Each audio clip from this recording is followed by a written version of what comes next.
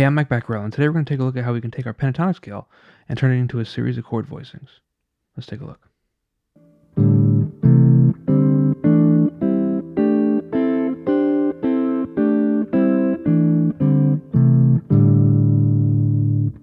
So for this lesson, we're going to take every guitar player's favorite scale, the pentatonic scale, and we're going to demonstrate tonight a concept on how to turn it into chord voicings we can use for comping and arranging. So the way we're going to look at this is really simple. We're not going to try to name every one of the chords. We're not really concerned with what every name is, because I could spend some time and give you a couple names for each possible chord voicing and all that stuff, but we're not worried about that right now. We're just worried about visualizing shapes. So as guitar players, we typically play pentatonic scales in our box positions using 2 notes per string. So we're going to use that today. And we're going to do everything out of this basic A minor pentatonic shape, which is probably the first scale that a lot of you guys learned. So what we're going to do to make this work is we're going to visualize the scale in its 2 notes on each string. And we think of these either as a low note or a high note. So this would be the low note, this would be the high note on each individual string. Low, high, and so forth. And we're going to do these 3 strings at a time. So our first pattern is low, low, low. And so what we're going to do is we're going to take these bottom 3 strings. We're going to picture the lowest note on each of these strings. So right here we just have this voicing of all fourths. If we go over one set of strings, we get another shape. Another set of strings, we get this. And next set of strings, we get this. And those would be the low notes on each string set. Now if we go to all the high notes, we get this.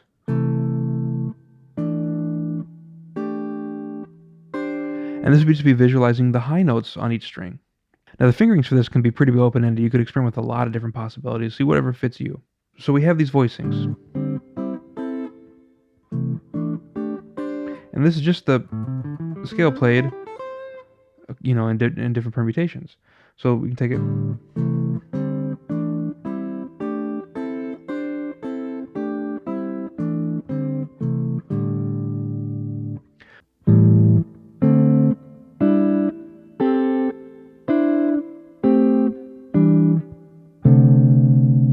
Now we're going to take a look at low, high, low. So we have low note from the 6th string, the high note from the 5th string, and the low note from the 4th string. We do the same thing on the next string. Same thing on the next string. And the same thing on the next string.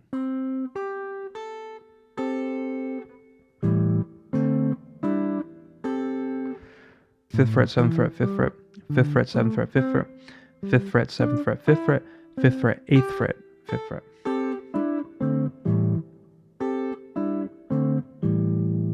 Okay, now we can do the opposite. So we went low, high, low. Let's go high, low, high. 8th fret, 5th fret, 7th fret.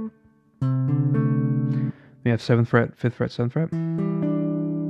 7th fret, 5th fret, 8th fret. And then again, 7th fret, 5th fret, and 8th fret. Now you might recognize some of these as chord shapes you know. So for example, this, E, G, D, that's an E minor 7. Right here, A, C, G, that's an A minor 7. So some of these are chord voicings you know, but we're not going to think too hard about that right now. We're just going to kind of see these shapes. So going up, we'll go low, high, low. And then going down, we'll go high, low, high.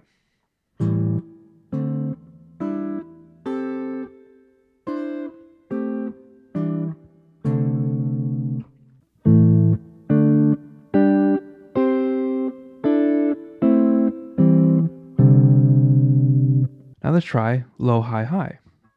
And with this particular pattern, we end up with a bunch of power chords. So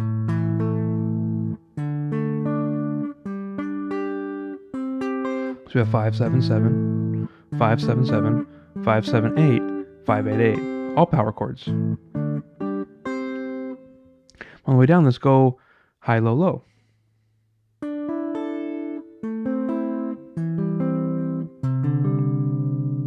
So we have 7, 5, 5, 7, 5, 5, 7, 5, 5, 8, 5, 5. So again, you might recognize some chord shapes. This right here, it's A minor. This right here, this is C over E. So once we got these concepts down, the next thing we're going to do is we want to apply it to every different position. Now, we typically have 5 pentatonic box patterns, so you should apply it there. And each pentatonic position is going to show you some different possibilities with these chords. Each one's going to be different, which is really cool because you get some interesting voicings on some of these.